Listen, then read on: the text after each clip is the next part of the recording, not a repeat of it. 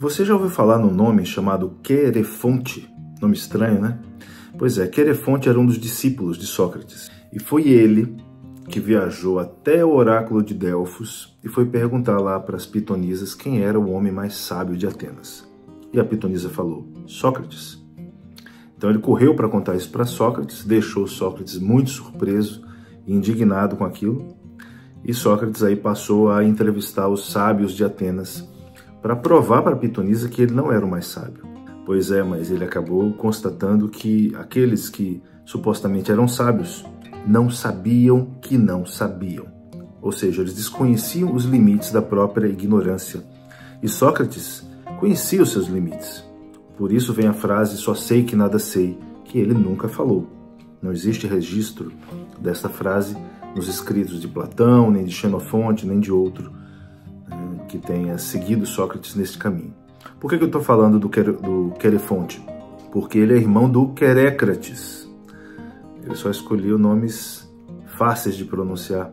O Querécrates, ele é entrevistado por Sócrates nesse pequeno diálogo que a gente vai fazer agora. Vou fazer uma narração de um trecho do livro Memoráveis, onde Sócrates conversa com Querécrates sobre a importância de ter um irmão. Ele estava brigado com Querefonte e Sócrates vem argumentar para ele que era importante mantermos a irmandade. Um abraço, vamos ao texto. Certa altura, tendo-se apercebido de que Querefonte e Querécrates, que eram ambos irmãos e que ele conhecia bem, se tinham desentendido, ao ver Querécrates, disse-lhe: Diz-me lá, Querécrates, de certo que tu não és desses homens que acreditam que os bens materiais são mais valiosos que os irmãos, pois não? É que, enquanto aqueles são insensíveis, este tem sentimentos. Enquanto aqueles precisam de ajuda, este pode ajudar. Isto apesar de aqueles poderem ser muitos e este ser só um. Também me espanta que alguém considere que os irmãos são um castigo por não conseguir ter o que é deles, mas não considere um castigo os outros cidadãos, quando também não têm o que pertence a esse cidadão. Embora, nesse caso, ainda se possa considerar que é melhor conviver com muitos, tendo o suficiente em segurança, do que viver sozinho, sendo, com risco, dono de todos os bens dos cidadãos. Quando é a propósito de irmãos, não se pensa assim. Por isso, aqueles que podem, compram escravos, para terem quem trabalhe com eles e arranjam amigos, porque necessitam de quem os ajude. Mas não dão importância aos irmãos, como se os amigos só viessem de entre os cidadãos, não de entre os irmãos. Mas a verdade é que ajuda muito a amizade ter-se nascido dos mesmos pais e muito também ter-se sido criados juntos. Até os animais selvagens sentem a falta daqueles com quem foram criados. Além disso, na sua generalidade, os homens respeitam mais aqueles que têm irmãos do que os que não os têm e atacam-nos menos.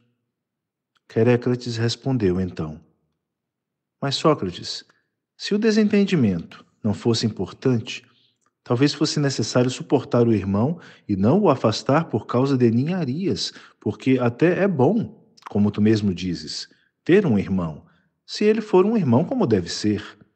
Agora, se por acaso lhe faltarem todos os requisitos e for tudo o que há de mais contrário, como é que alguém há de tentar o que é impossível?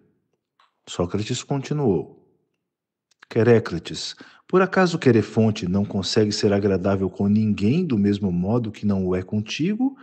Ou há alguns para quem até é muito agradável? Pois é, precisamente por essa razão, Sócrates, que ele merece o meu ódio, porque ele consegue ser agradável com os outros, mas comigo em todo e qualquer lugar onde eu esteja, revela-se, quer por ações, quer por palavras, mais um castigo do que uma ajuda. Ora, Querécrates, e por acaso não será que, tal como um cavalo é um castigo para o desconhecido que começa a lidar com ele, também um irmão, quando alguém tenta lidar com ele sem o conhecer, se revela também um castigo? E de que modo não saberia eu lidar com um irmão, se sei falar-lhe bem quando ele me fala bem e tratá-lo bem quando ele me trata bem? Contudo, se ele tenta agredir-me com palavras e ações, não terei possibilidade nem de lhe falar bem, nem de o tratar bem, mas nem vou tentar sequer. O que dizes é espantoso, Querécrates. De certo, se tivesses um cão que fosse fiel aos teus rebanhos e amável para os pastores, mas que não suportasse a tua aproximação, evitarias irritá-lo e tratá-lo-ias bem para tentares apaziguá-lo.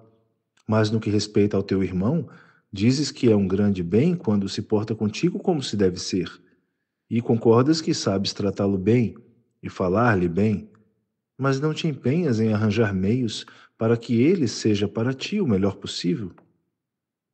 Tenho receio, Sócrates, de não possuir sabedoria que chegue para que Querefonte me trate como deve ser.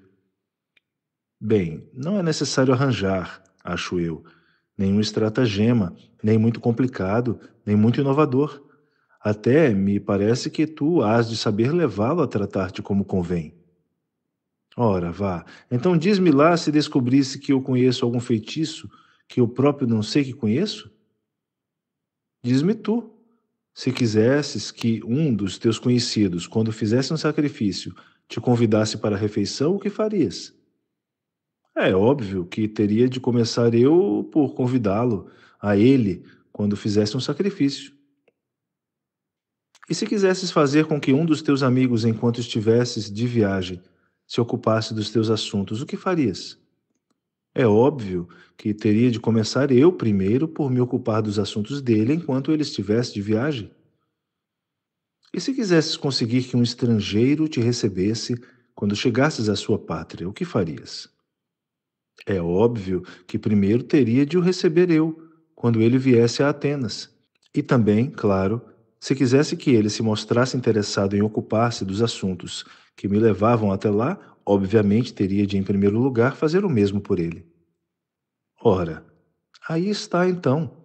Há muito tempo já que tu conheces todos os feitiços de que faz uso a espécie humana, mas não o mostras, ou hesitas, continuou ele, em tomares tu a iniciativa, para não te veres envergonhado, se fores tu em primeiro lugar a tratar bem o teu irmão. É que a mim até me parece que seja merecedor de um respeito muito maior o homem que toma a iniciativa de fazer mal aos inimigos e bem aos amigos. E podes estar certo que, se me parecesse que Querefonte era mais capaz do que tu de abrir caminho para essa amizade, tentaria convencê-lo a ser ele a dar o primeiro passo para te tratar como amigo.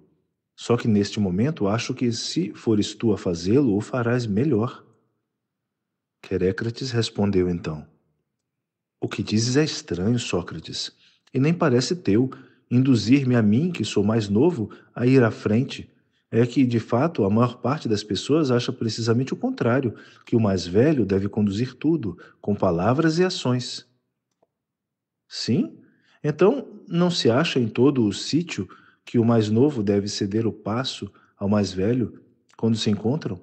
Levantar-se, se está sentado, honrá-lo com um leito confortável, ceder-lhe a palavra? Meu caro, não hesites. Tenta antes apaziguar o nosso homem e bem depressa ele te dará ouvidos. Não vês como ele é generoso e franco? Gente sem princípios não a conquistarás de outro modo que não seja com o que lhe deres. Agora, homens bem formados, podes lidar muito bem com eles, se os tratares com amizade. Pois sim, Sócrates, e se mesmo tratando-o desse modo ele não se tornar melhor em nada? Ora, e que outro risco correrias a não ser o de deixares claro que és bom e amigo do teu irmão, enquanto ele é mau e não merece bons tratamentos? Mas não me parece que vá ser esse o resultado. Acho até que quando ele perceber que tu lhes lança tal desafio, se esforçará o mais possível para te superar, tratando-te bem com palavras e ações. Porque, neste momento, passa-se convosco o que se passaria com as duas mãos que o Deus criou para se ajudarem uma à outra, a pegarem nas coisas. Se afastassem desse propósito e passassem a estorvar-se uma à outra, ou se os pés que, por determinação divina, foram criados para se auxiliarem um ao outro, descuidassem essa finalidade, dificultando-se um ao outro o andamento. Não seria uma grande estupidez e uma grande desgraça tornar num obstáculo o que foi concebido para ser útil? É que dois irmãos, acho eu, criou-os Deus para serem úteis um ao outro, de uma forma melhor do que as duas mãos, os dois pés, os dois olhos, ou outros membros que a natureza deu aos homens, aos pares.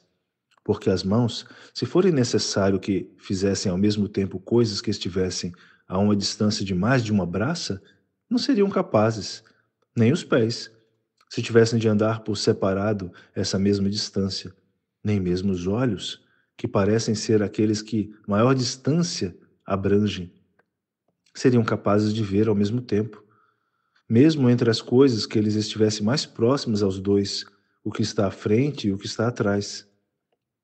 Dois irmãos, não.